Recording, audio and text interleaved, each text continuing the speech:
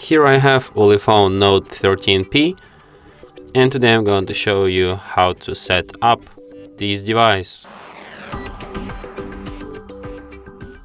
So firstly, what you have to do is to select your preferred language. I'll just stay with English, then tap Start. Then you can connect to the mobile network by inserting SIM card, but you can just skip this step for now and do this later. Then you can connect to the Wi-Fi, but you can also just skip this step and connect to the Wi-Fi anytime later. Then you have to set up date and time. Then you have to disable all Google services, agree Google's terms of service and privacy policy.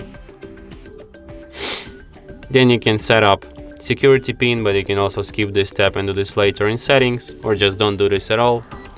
It's not essential. And your device is ready to be used. Whoa, that was quick. And that's it.